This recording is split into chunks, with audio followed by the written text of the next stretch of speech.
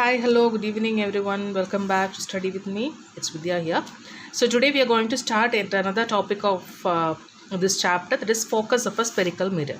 So we have studied in the last class, we have different types of mirror. So two types of spherical mirrors, they are concave mirror and convex mirror. Okay. So in case of a concave mirror, we know the reflecting surface is inside and this is the polished surface. So this is how we draw a principal axis, right? So this is the pole, this is the center of curvature, and the midpoint of center of curvature and pole is called as the focus. Okay, what is focus? The midpoint of center of curvature and the pole is called as the focus. Okay, so similarly in case of a convex mirror, this is how a focus happens behind the mirror. Okay, so this is the focus, this is the principal pole, and this is the center of curvature. The distance between, or the midpoint of pole and the center of curvature, is called as focus, and the distance between focus and the pole is called as focal length, and we will represent it as small f.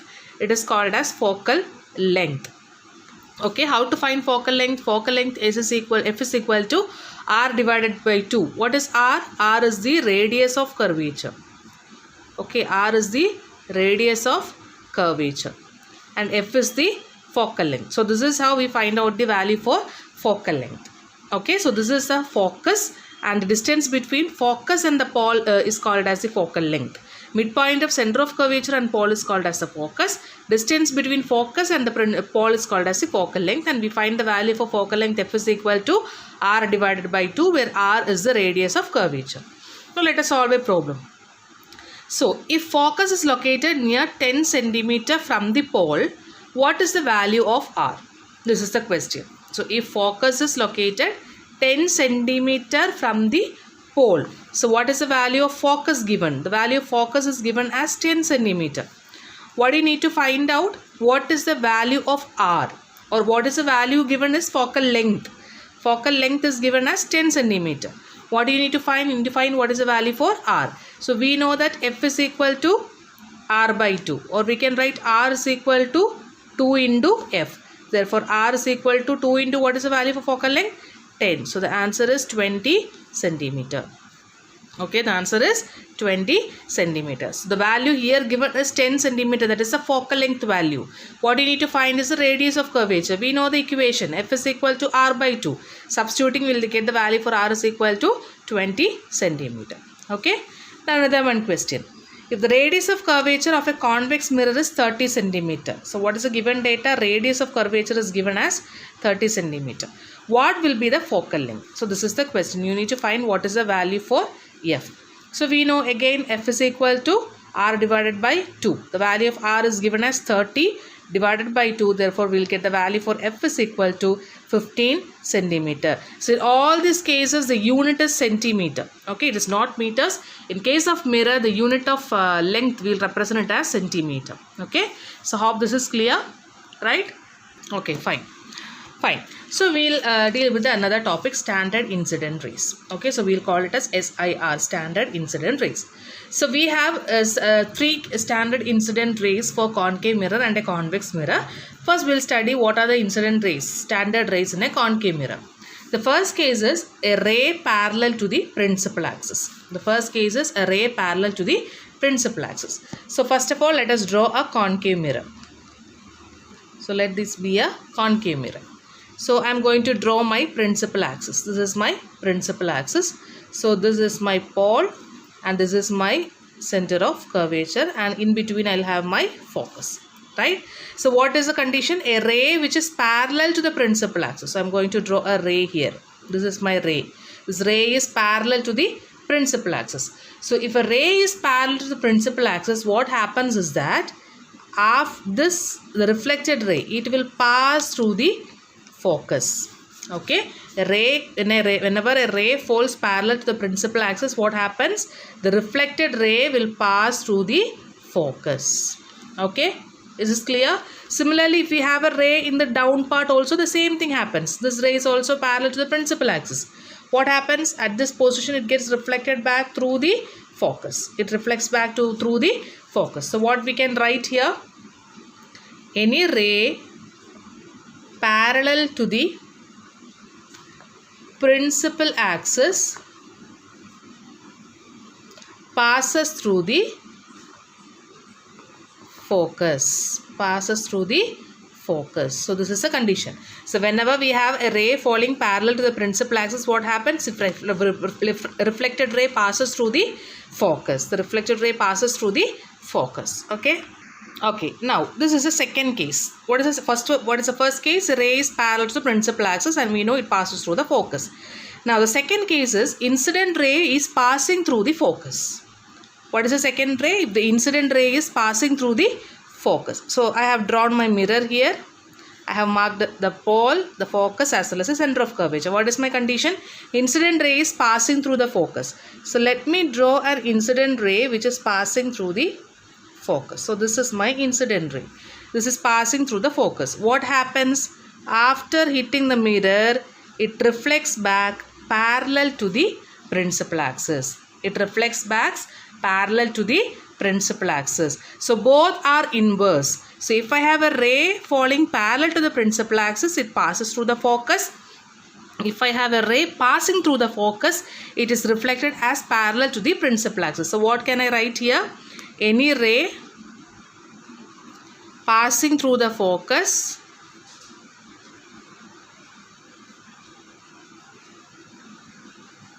reflects as a parallel ray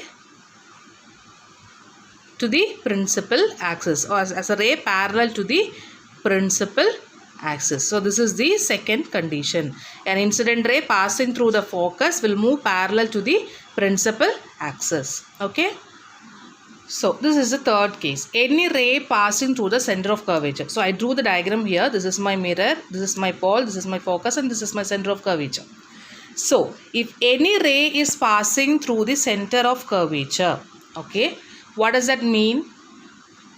What does that mean? The center of curvature is also called as a radius, right? Center of curvature is also the radius. So any point from the center of curvature to the part of the circle is called as radius, right? That is also the normal, right? So since this is a normal, there is no angle of reflection and angle of incident. So what we can write is there will not be any angle of reflection. Therefore, this ray will reflect back in the same path. What will happen? The reflected ray traces the same path of the incident ray, because we know that any line touching the center to the surface of the mirror is called as its normal. So since the incident ray acts as a normal, there will not be any angle of reflection. We have already studied. Okay, so there won't be any angle of reflection. Therefore, what happens? The incident ray retraces the same path. The reflected ray retraces the same path of the incident ray. So these are the three important standard incident rays of a concave mirror. First one is a ray parallel to the principal axis. A ray parallel to the principal axis will move through the focus. Second one, incident ray passing through the focus. Whenever we have an incident ray passing through the focus, the reflected ray will be parallel to the principal axis. And the third case, a ray passing through the center of curvature.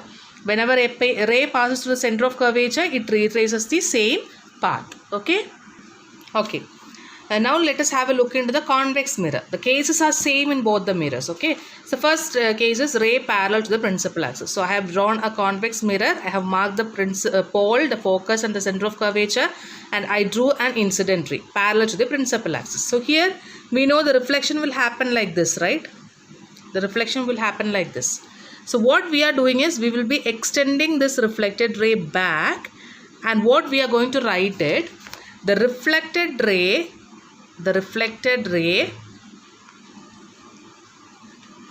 appears to pass through the normal. Note this word appears. Okay, appears to pass through the focus. Actually, it does not pass through the focus, but it appears to pass through the focus, since the reflection will happen like this in case of a convex mirror. So this is the first case. The thing is same, but here it appears to pass through the focus.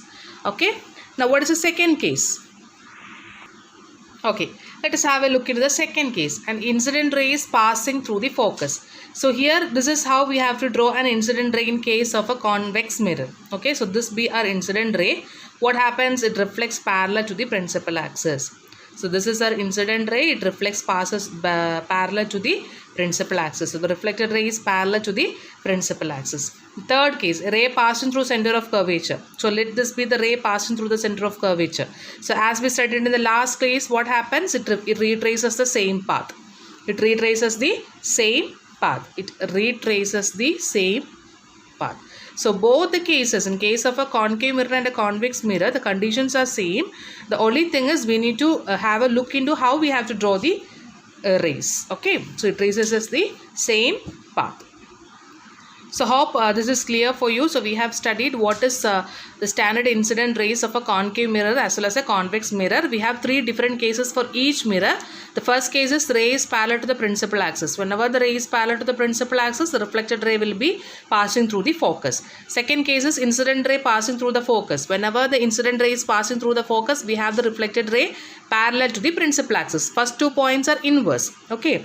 The third point, a ray is passing through the center of curvature. So whenever a ray is passing through the center of curvature, it just retraces back its original through the incident ray, the same path. It retraces the same path. Okay. So that is all for today. So the next class we'll study in detail about the image formation of a concave mirror. Okay. So till then, take care. Bye bye.